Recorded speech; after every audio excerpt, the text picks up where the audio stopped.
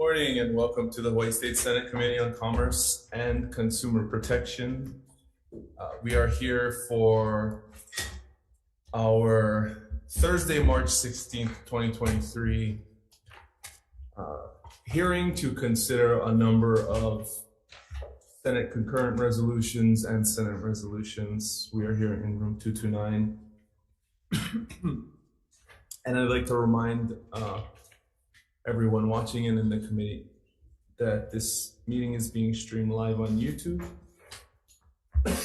Excuse me. And in the unlikely event that we must abruptly end this hearing due to technical difficulties, the committee will try to reconvene and discuss any outstanding business on Friday, March 17th at 10:01 a.m. in this conference room 229, and a public notice will be posted on the legislature's website. Okay, first measure on the agenda is Senate Concurrent Resolution 4, requesting the auditor to conduct a sunrise review of the regulation and licensure of associate physicians. First up, we have the Office of the Auditor with comments. Good morning, Chair and Vice Chair. Daria Bolto on behalf of the Office of the Auditor. Just stand on our testimony, just to offer any comments, and I'm available to answer any questions. Thank you very much for standing on your testimony. Next, we have HMSA in support. Thank you for standing on your testimony. And finally, we have the Hawaii Medical Board in support. Yes, good morning, Chair, members of the committee. I will stand on my written testimony in support of this concurrent resolution. Thank you. Thank you. That's all the submitted testimony we've received. Is there anyone else who would like to testify? Okay, seeing none, members, any questions? All right, we'll move to the next measure on the agenda, SCR 17, requesting the auditor to conduct a social and financial assessment of proposed mandatory health insurance coverage for services provided by pharmacists. Office of the Auditor with comments. Daria Bolto again on behalf of the Office of the Auditor. Stand on our testimony, offering comments. Thank you for standing on your testimony. Next, we have HMSA in support.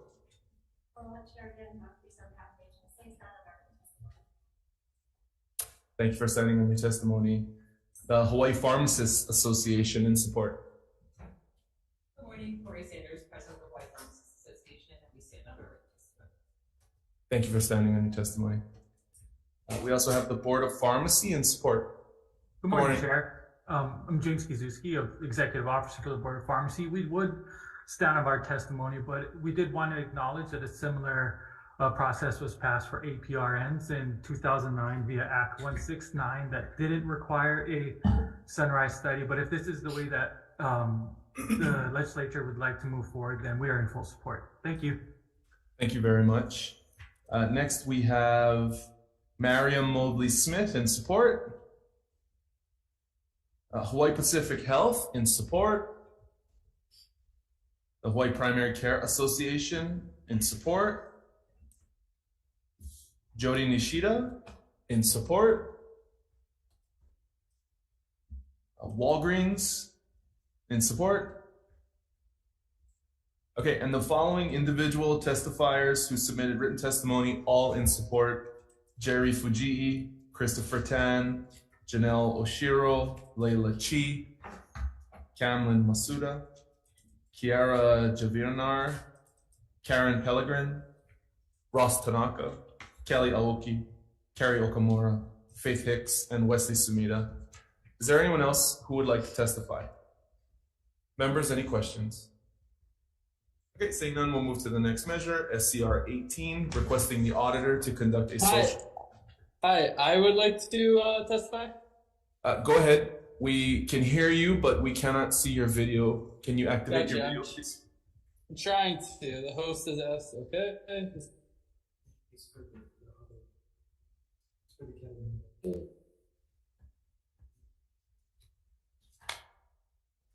We're on SCR 7.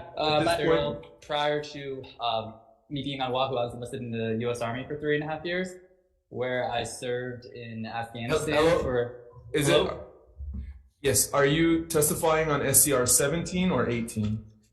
Oh, SCR 15. 15. We are not at 15 yet, so if you can stand by for just a minute. Yep. Thank you. Okay, we're on SCR 18, requesting the auditor to conduct a social and financial assessment of proposed mandatory health insurance coverage for various sexual and reproductive healthcare services. Office of the Auditor with comments. Again, we'll stand in our testimony. All with comments. Thank you for standing on your testimony. HMSA and support. Again, stand on our testimony, Mr. Chair. Thank you for standing on your testimony. Planned Parenthood Alliance Advocates in support.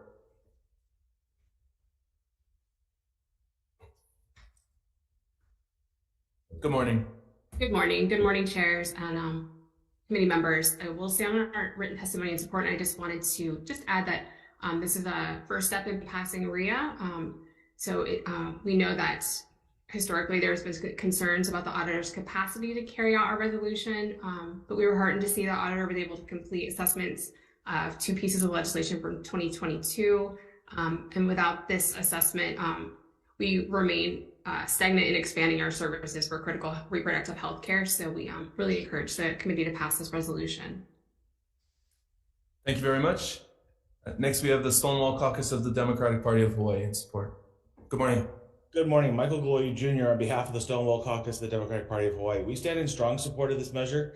We look forward to seeing what the auditor comes back with, so we can move forward in ensuring that these much needed pieces of healthcare are able to be insured and covered by people's insurance. Mahalo.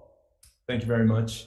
We also have testimony submitted in support from Rainbow Family 808 and Abby Simmons, also in support. Is there anyone else who would like to testify on this measure, SCR 18? Members, questions? Yeah, Chair.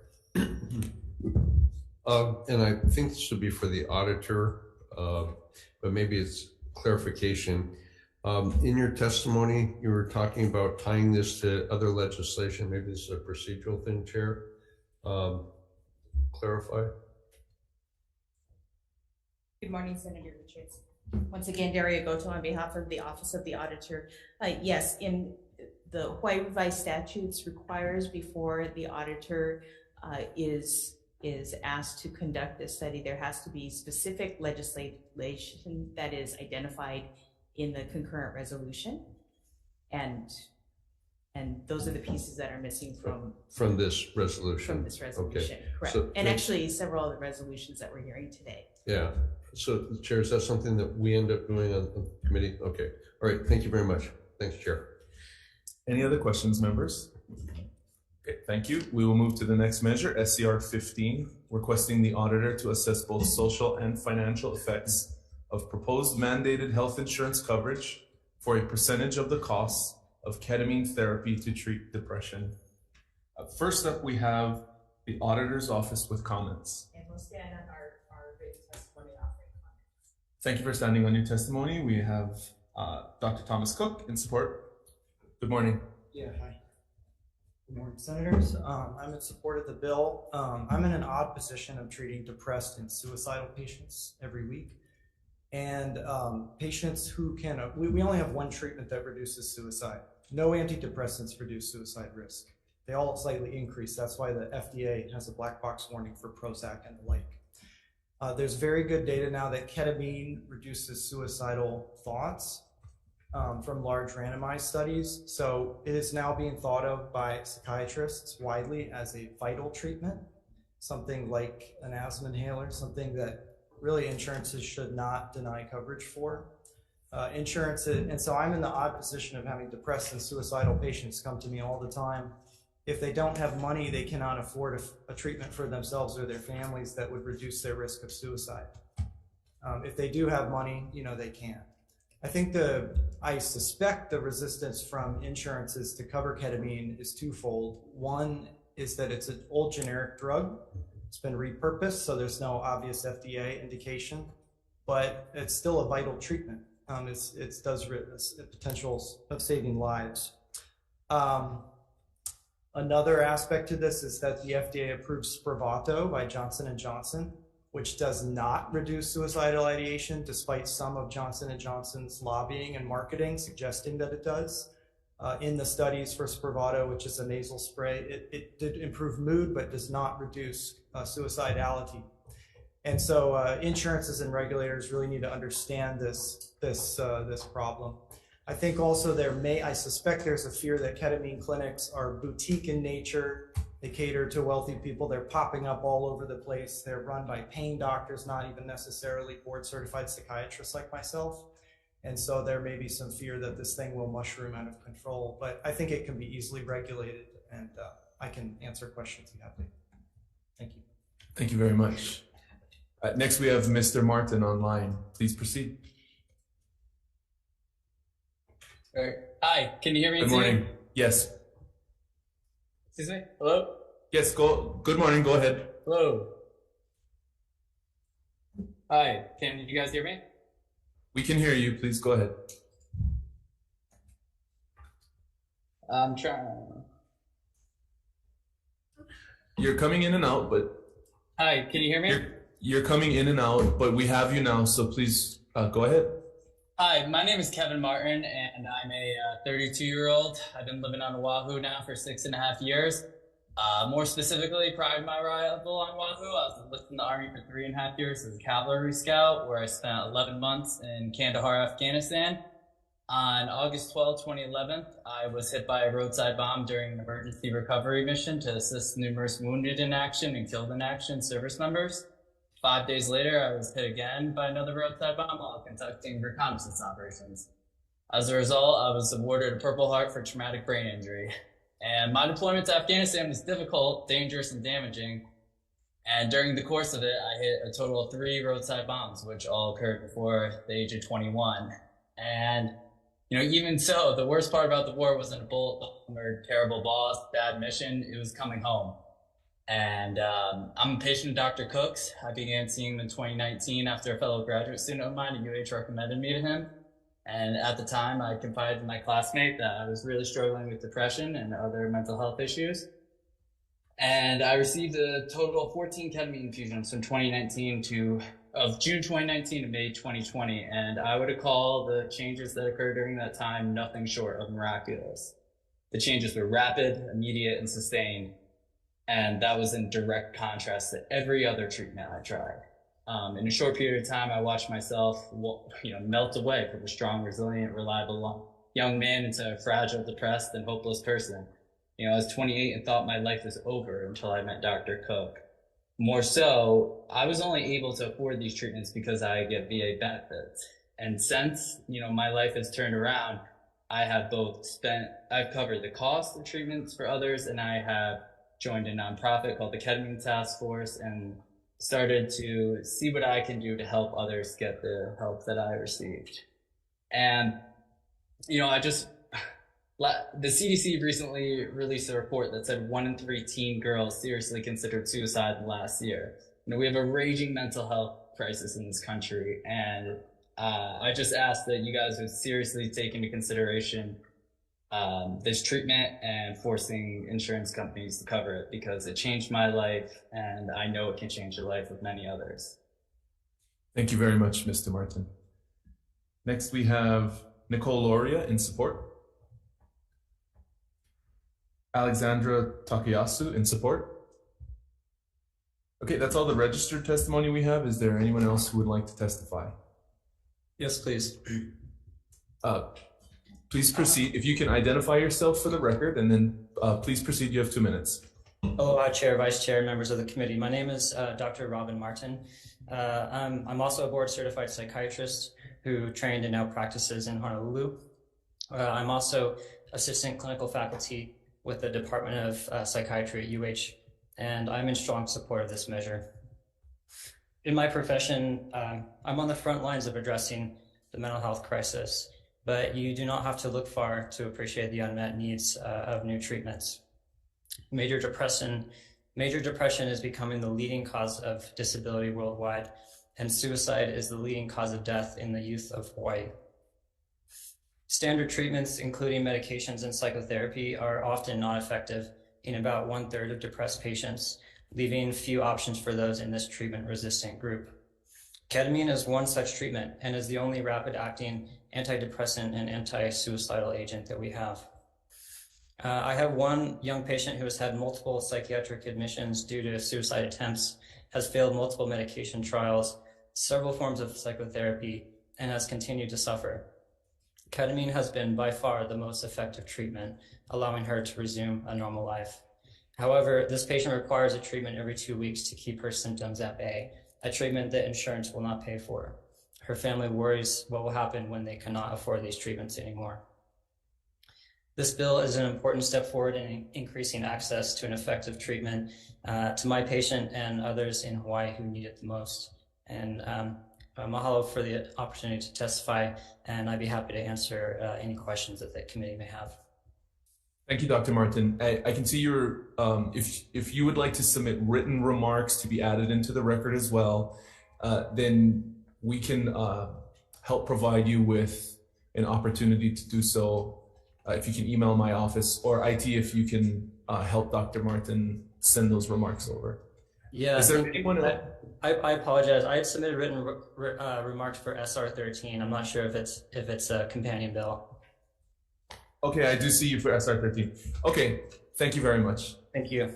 We are taking the SCR and the SR together, as is customary practice in the committee. So we'll make sure that the testimony is added to both measures.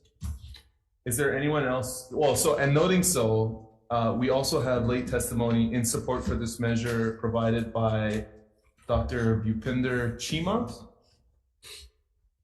Is Dr. Chima online? Okay, and is there anyone else who would like to testify on both of these measures, Senate Concurrent Resolution 15 and Senate Resolution 13? Okay, members' questions. We'll go Senator Richards and then Senator McKelvey. Okay, thank you. Dr. Cook?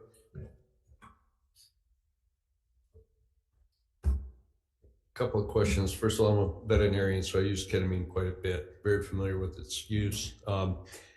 Dissociative anesthetic, how long has it been used for this type of treatment? Well, the popular press has said the Yale psychiatrist around 2006, but that's not true. It was Phil Wolfson in the Bay Area, right outside Stanford, since the 90s. Mid-90s it was used. It was noticed in the 70s, 80s, and early 90s by anesthesiologists that people would have a sense of improved mood after surgery, and that trickled over to psychiatry in the 90s around Stanford. It was classically used for kids because of a flashback was reported, but it sounds like further work was done on this. So, and a comment was made by, I believe, one of your patients that there's long acting, but then what I'm gathering is maybe a couple of weeks it lasts. Is that what's going on? Do we have a permanent shift, or is this an ongoing medication? I treat probably the most patients with ketamine of any doctor in the Hawaiian Islands. I've been doing it for about 6 years. And the average for a depressed person is about every 2 or 3 months, or even 4 months at times. That's so sure. And if a person has, sometimes they need 2 or 3 treatments to get going, but not 6. I think clinics which mandate that people get 6 and they pay $600 cash for each one, and I think that's very unethical. So that's why there's some resistance to coverage. But generally the gold standard ketamine studies show a strong response within 2 treatments or 3 sometimes. And that may last for 1 month or 2 months or more. Depends on the patient, but the average is, yes, around, I'd say 3-4 per year. And if there's very good talk therapy, you can get long-term resolution of symptoms through talk therapy. And then final question, did I understand correctly that the VA is supportive of this? So they actually cover the cost of this? They will not. Kevin, my patient Kevin, who he was, I can say his name because he revealed himself. He was in a Hawaii News Now thing about my clinic too, but yeah, he was saying his VA benefits, he's using his benefits through cash, through his own bank account to pay, and he's saying he shouldn't have to do that. But yes, the VA and Tripler Hospital have occasionally provided ketamine for vets, but it's in a hallway by the surgical center of the Tripler Hospital. It's not a streamlined process, and they don't do very many at all. And a lot of vets get rejected by them for that. This intrigues me. I'd like to talk to you, so if you could get me your contact information. Yes, I will. Thanks, Chair. This is really intriguing. Senator McKelvey. Well, no, you partially answered my question. I was just curious because, I'm like, ketamine, where have I heard that word before? I'm like, is that Kit Kat, Special K that you hear about? So it's a Schedule 3 DEA drug, which was a party drug. And so I just wanted to know, and I think there were bills in the past on adding it to the illicit substance in Hawaii. I was just doing quick searches and stuff. I just wanted to know the interplay between the DEA Schedule 3 and, I didn't surprised we didn't get any testimony from law enforcement or public. So just curious, just educate me if you would. It's very rarely habit forming. It's because it's dissociative. It doesn't have a dopamine euphoric effect. It's sort of a stimulant dissociative. It's not necessarily fun either. People describe the experience as very weird and out of body, but incredibly antidepressant, and it gives you a third person perspective on yourself. So depressed people have a lot of negative self-talk. So there's two voices in their heads like a puppet show talking negative. Now, if you can take one of those voices and put it outside, you have a third person effect, and that's largely how it allows people to have self-love and self-compassion and reduce a lot of that self-talk, because they're brooding and stewing in their thoughts all day. So antidepressants don't do that at all. Prozac, Lexapro, those drugs just have a suppressive and a numbing effect. Okay. Yeah. So there wouldn't be any conflict then with the narcotics or the Schedule 3 if we were to, it's a reso to do a study, but that wouldn't be an issue down the road. No, because it's already prescribed, for anesthetic and other purposes. Yeah. Okay, thank you. Yeah. Appreciate it. Yeah. Members, any other questions? Senator Favela. Thank you for coming and testifying on this bill. I know I worked with you on this, and thank you for letting me sit in on one of your patients and getting to see the process and why this is deeply needed. So my friend, he put in testimony, more than a friend, he's like a brother, I grew up with him. And when he tried to take his life the third time, I didn't know he did it 2 times prior. He flatlined in the ambulance and at the hospital. And I almost lost him not knowing that he was going through this. And he was blessed because the person in the mainland, one of his good friends, I keep saying mainland, but America, said to try this method, but it's $1,000 depending on who does it, because you need a person to monitor your vitals. You need to have a nice secluded room, very quiet, nice, comfortable area, and the whole thing doesn't, after it wears off, and he said, my patient, and I'm gonna tell you guys this, senators, colleagues, my friend is like my high school friend again. Not talking before he could socialize with us. We go to his house, he's in the house. He hung himself. I don't like to say his name. He did testify. He told me I could say his name, and I'll say it. His name is Mike. He's a new Mike. He looked like the Mike that I was growing up in high school. To have this drug and not being able to have access to it because of price. That's what it is, price.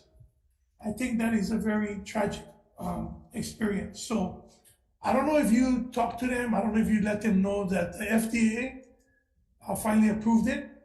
Yeah, it's going through the FDA process. Can you elaborate on that? Johnson & Johnson managed to use a brand name chicanery of, they didn't trick the FDA, but they made their own version, which is the one enantiomer. It's the left hand. It's, like Adderall has 2 sides, the racemic mixture. So they branded S-ketamine, which is the left-handed molecule, to try to patent it and make money off a drug which is essentially 50 years old. And, they're reinventing the wheel there. But the route of the vehicle route there is through the nose. Spravato spray is not the right route to reduce suicidality. That must be IV or IM, and multiple studies have shown that. Most recently, Chalent, there's a huge study in France showing that. Does that answer your question? Yeah, and then after going through the process of getting the interview with the patient before you submit the dosage, each patient that you see have a different dosage in the beginning, right? I mean, they start off with a small amount, then increase, and then sometimes more than 6 months or more, they don't come back for any treatment depending on their symptoms, right? Very often, yeah. The dose is calculated 0.5 milligram per kilo, and then it's customized. But ketamine itself is from India. It's a generic drug. We order it from McKesson. It's very cheap. I mean, it's like $10, $15 a bottle. The cost required, or the other costs of running a clinic like this are space, and seclusion and observational staff. All the studies which show reduction in suicidal thinking have a sitter or a psychologist involved. So a lot of these clinics, I think insurances, I suspect they're resistant because they see these clinics popping up where they just draw a curtain and hook someone up to a IV and then send them on their way. And that's not the standard of care. Really, all these studies showing that its benefits are with a sitter, 2 hours to 3 hours, and a trained therapist who helps them process things afterwards. So the process before going, you meet with the patient, you go into, then also you get a debriefing, right, process. So there's a whole process involved, and I understand there's a lot of skeptics on it, but I was very skeptic too with mushrooms and marijuana, seeing the product work. And when I went and seeing this for myself, colleagues, I thought this was something that was need to be heard and be looked into. Yeah. Thank you. Appreciate it. Members, any other questions? Okay, thank you, Doctor.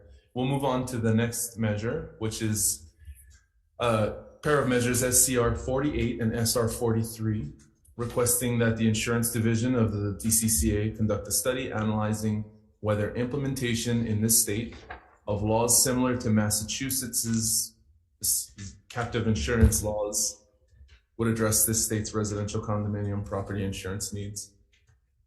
First up, we have the DCCA Insurance Division offering comments. Good morning. Good morning, Chair, Vice Chair, members of the committee. Gordon Ito testifying on behalf of DCCA. We just offer comments, and mainly the division is willing and have been looking at the condominium issues. But regarding assessing the risk, for example, in Massachusetts, I think the captive intent is looking at structural defects of buildings. We don't have the expertise to determine how many condos are in Hawaii and what the cost of or what problems exist, and trying to estimate the cost of potentially covering those potential risks. So that's where we need assistance, a professional assistance, real estate experts, construction experts to estimate the cost of potential risks that's out there in the condos. I'll be glad to answer any questions. Thank you very much. Next, we have Laurie McGuire in support. Good morning. Yes, good morning, Chair, Vice Chair, and members of the committee. I stand in support and I stand on my testimony. Thank you. Thank you very much. Jeff Sedino in support. Present on Zoom, Chair. Also in person. Thank you. Figured out how to be in two places at once. Good morning, Chair, Vice Chair, and members of the committee. My name is Jeff Sedino, and I support this resolution. While the resolution emphasizes the life safety requirements, I think that all causes should be discussed, including lawsuits. One story to support this year, my master insurance premium increased by almost 100%, from $50,000 to $96,000.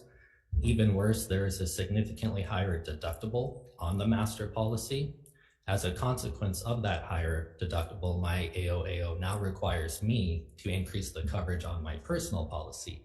So I am paying more for the master policy and more for my personal policy. This increase is not directly related to the life safety requirements because my building is exempt from them. Instead, this increase is because my association filed a lawsuit against me, and then just last year they settled it with me. Last year, they basically wrote off over $55,000 in legal fees from Porter McGuire as unreimbursable. Our insurance company was also involved in the settlement due to my countersuit. The ultimate irony is that I am still being punished now because I have to pay more for the master policy, more for my personal policy, and to make up for the $55,000 write-off.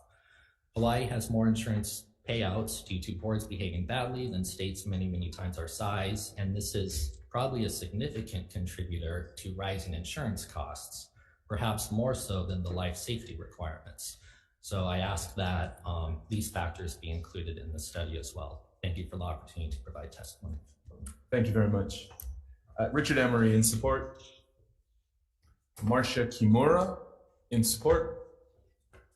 That's all the registered testimony we have. Is there anyone else who would like to testify? Oh, I'm sorry, I also missed Mark Hagedon for the Community Association Institute Hawaii chapter in support. Okay, if there's no one else, members, any questions? Vice Chair. Thank you. Thank you for joining us, Mr. Ito.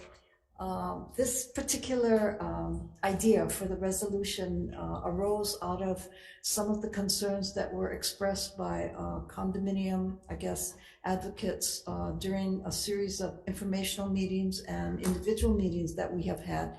And it appears that there's a number of factors that are causing insurance rates to skyrocket for condominium associations. And one small area is in terms of life safety improvements.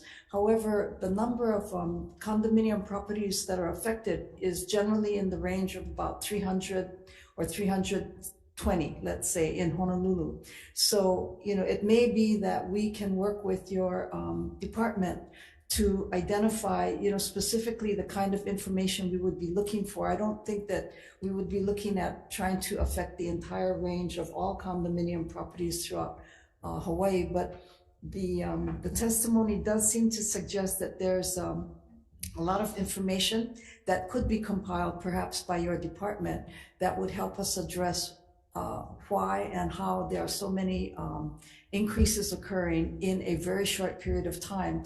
And some of them may be associated with life safety improvement types of requirements, and others may be associated with D&O claims, which I know that that has been brought up by a number of insurance carriers as something that is causing them to examine very carefully whether or not they want to continue to service this market.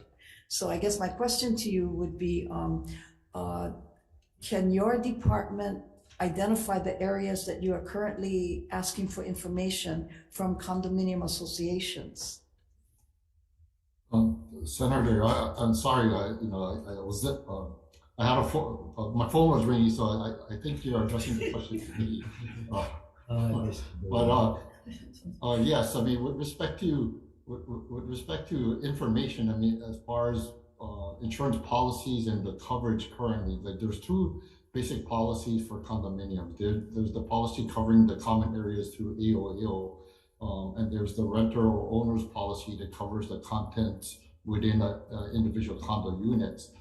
We can get information regarding the type of coverage and the losses that are incurred by AOAO, and as well as the owner and the renter of the units. And that's no problem. You also mentioned, Senator, in terms of the directors and owners policy and costs incurred in that and the increasing in cost.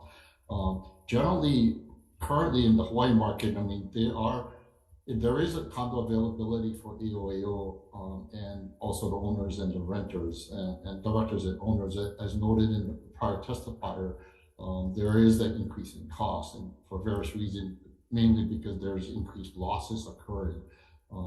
In Hawaii, with respect to the condos, we have aging buildings there, and there's water losses as an example that's occurring within the buildings. So we do have that information. With respect to Massachusetts and what the resolution, we looked at Connecticut and Massachusetts, and those programs, it seemed to be expanding in terms of potentially funding or covering repairs or structural defects of the building. And that's where our concern and not having the ability to identify what buildings within Hawaii might have structural defects existing and the cost to repair it. But generally, with respect to insurance information and the losses and what's causing some of the premiums to rise, I mean, definitely we can look at that and try to address that. Okay, thank you very much. Members, any other questions? Quick question. Senator McKelvey. I'll make it real fast. Hey, Gordon, it's good to see you. It's been a while. Well, congratulations, Senator. Well, I don't know. That one still, but just real quickly for historical background, Massachusetts set up a state captive first, right? Right. And yes, to take care of other property and casualty and other liabilities. And then it became seen as a potential vehicle to help the condominium associations that were facing this kind of structural issues after the Florida collapse, right? Yes. Okay. Thank you, Chair. That's all. I just wanted to frame the history of the Massachusetts state captive. Okay, thanks again. Good to see you, Gordon. Thank you, members. Any other questions?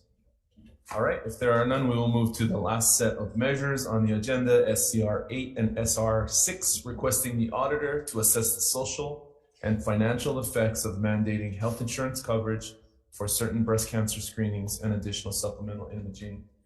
First up, we have the Department of Health offering comments. Good morning. Good morning. Good morning, Chair and Vice Chair. I'm Lola Irvin, representing Dr. Kenneth Fink. I'm Lola Irvin, and we're providing comments. We do defer to the Office of the State Auditor and, of course, to the State Insurance Program. We provided the testimony to just let you know that we do cover uninsured and underinsured women through a federally funded program so they can receive breast cancer screening. And then if they require treatment, then we refer them to DHS so that way we do not deter women who are not insured from getting screened.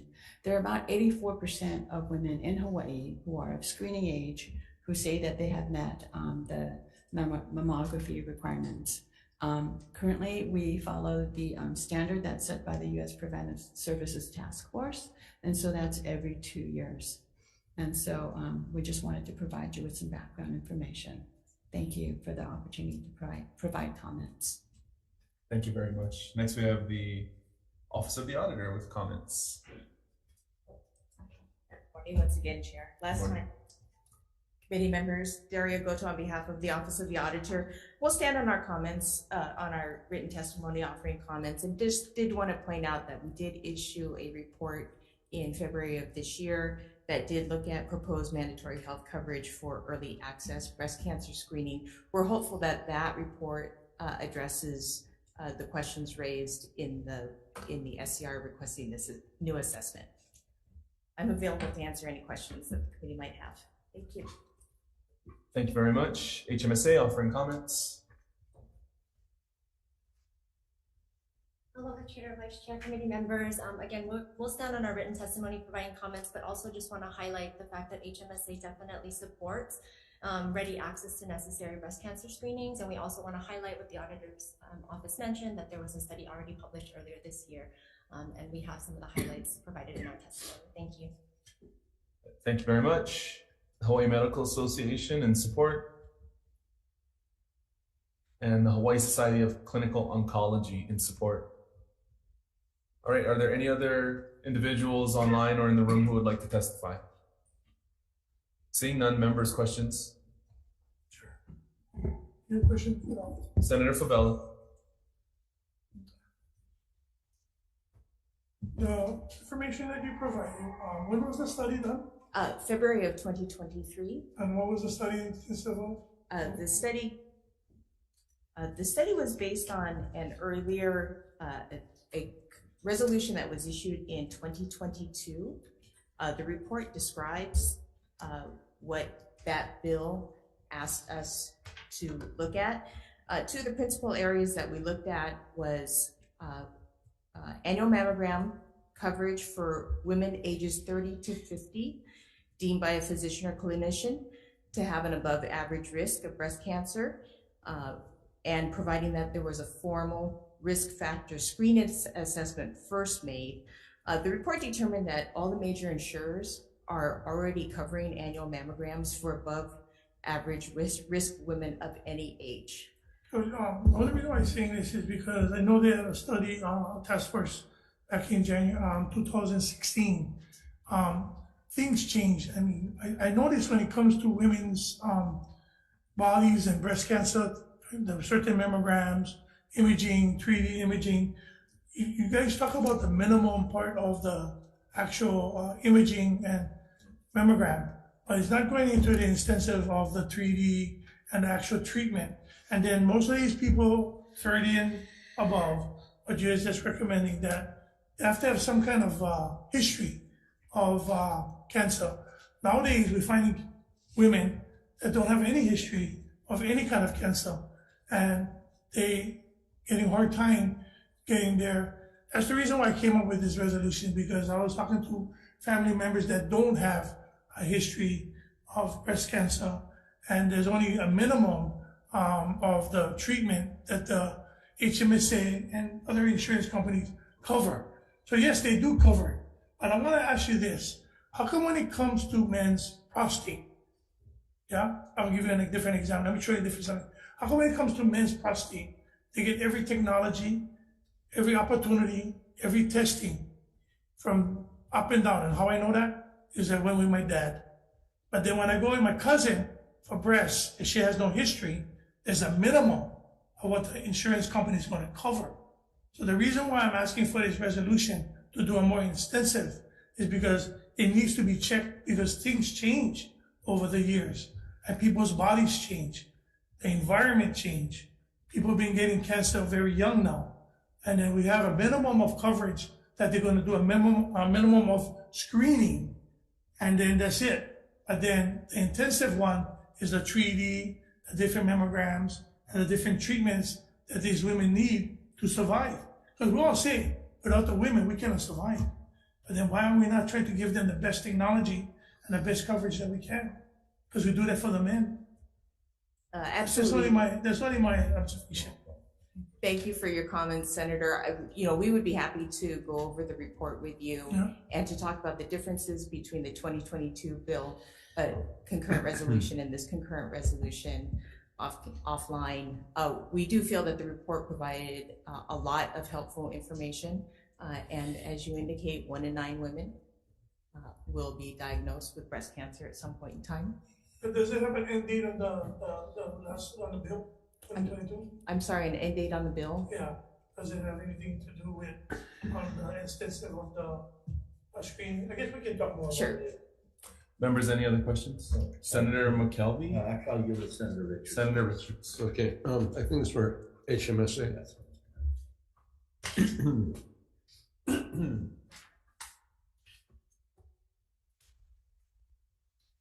Hi.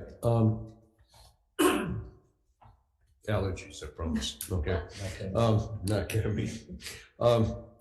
In your testimony, you say the availability of screening is available as it is now. But then some of the testimony also supports that we have different demographics with different risk levels. And if I'm understanding this correctly, usually about 50 years old is where we start actively screening, but it would appear that Asian and Hawaiian should be screened earlier. Is there no problem getting imaging done through HMSA if the MD deems it necessary? So currently HMSA covers screening mammography that is aligned with current state and national guidelines. So if it's medically necessary and it aligns with guidelines, we currently provide that coverage. So what I'm hearing is that the national guidelines start at 50. So if we need it to be done earlier, we're gonna have to go through another hoop? I can check on that for you and make sure that I don't want to misspeak at all, but and I appreciate that, but check. Because once again, this is public health, which absolutely. is based upon statistical risk. But in Hawaii, we have a higher incidence. And so I'm concerned that we're going to have a demographic that's going to get left out because it's not part of the normal national. And that's my concern. No, we definitely don't want to exclude anyone. We want to make sure that anything that's medically necessary is covered, but I can definitely check. Yeah, because just my personal experience, to get the additional screening, you have to jump through a bunch of hoops, and I think that's wrong. So, thanks, Chair. Please, can you get that to me and then get it to the committee as a whole? Sure. Yeah. Thank you.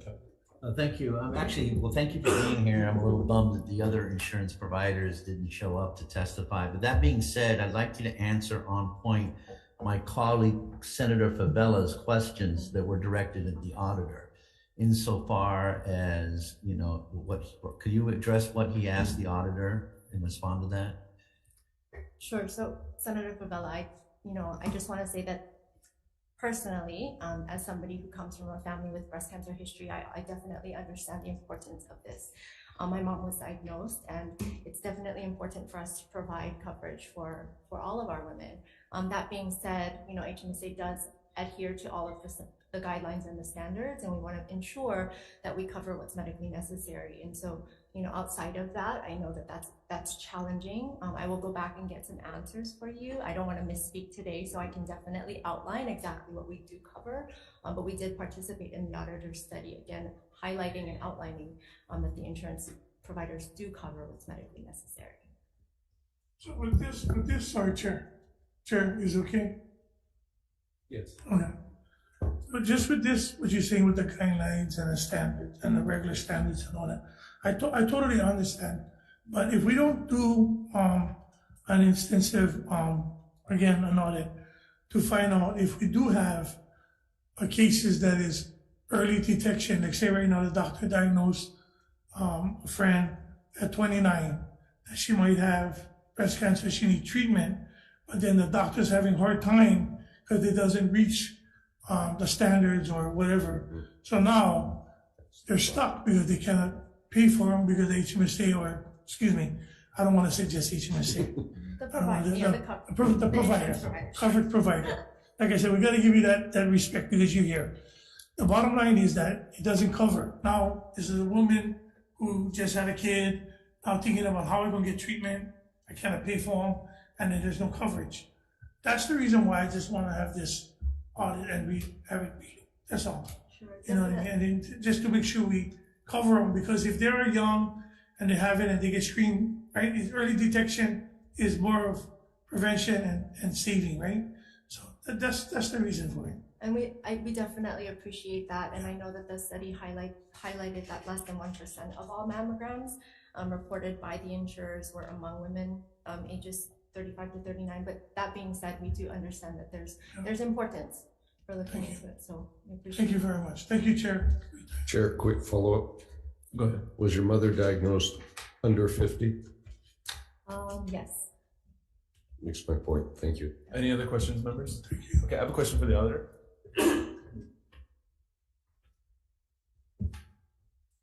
So Daria, the testimony reference comes from the Hawaii Medical Association and from the Hawaii Society of Clinical Oncology.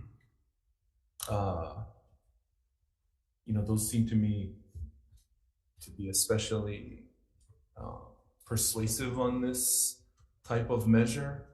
You note in the report that you submitted, the study that was submitted last year, that only the Hawaii Radiological Society responded to the survey. Did you have dialogue from those two organizations in developing the report? I don't have that information off the top of my head. This was not one of my projects, but it is the typical practice of the Office of the Auditor to survey as many people as we can survey.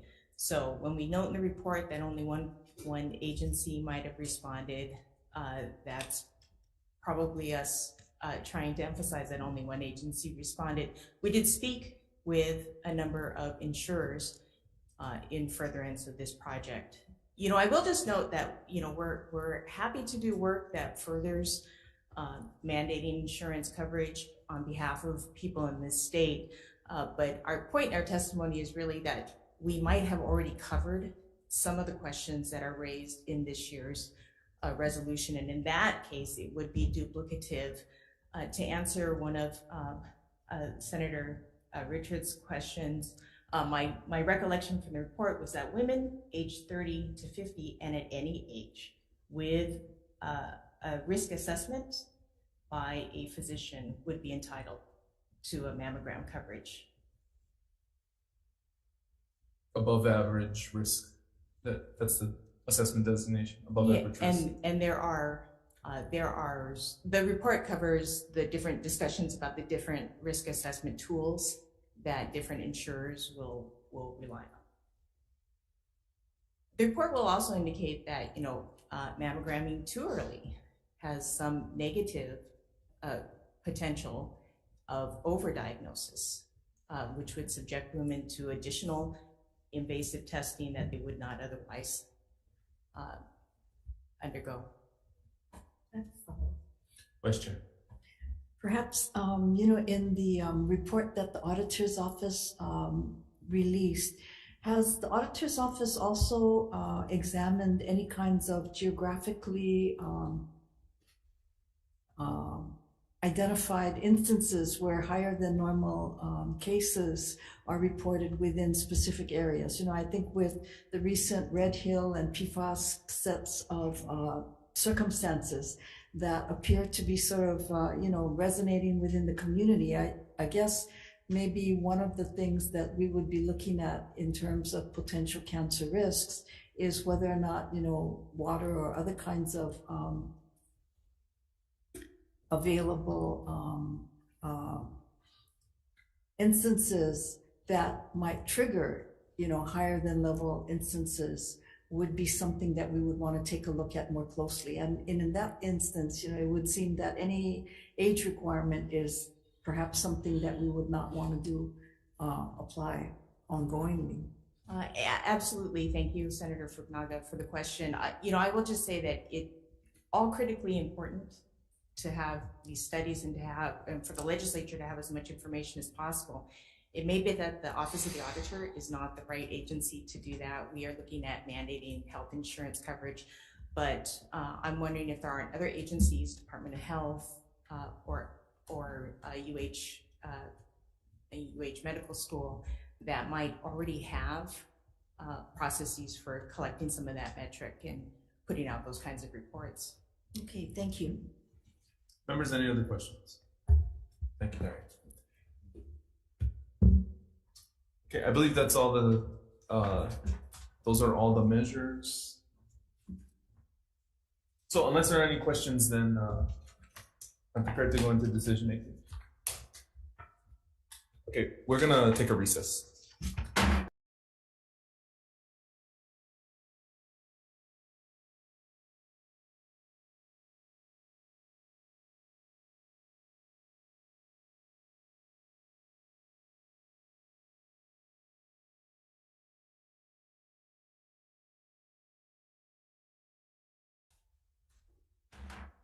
Okay, good morning. We're back for decision making on our 10 a.m. March 16th agenda.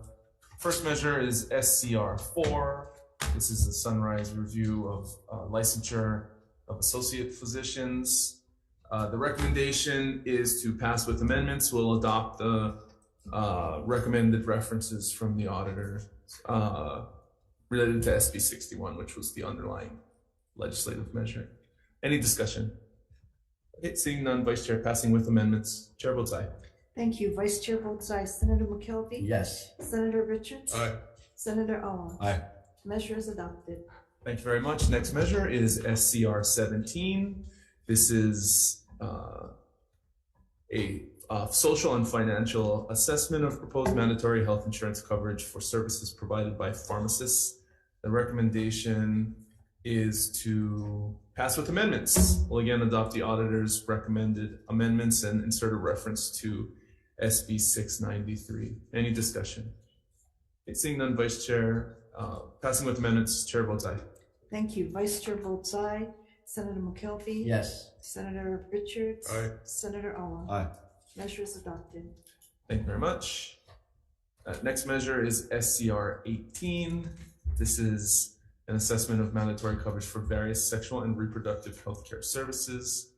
The recommendation is to insert the references recommended by the auditor related to House Bills 1179 and 1180, and there are also some technical non-substantive amendments. Any discussion?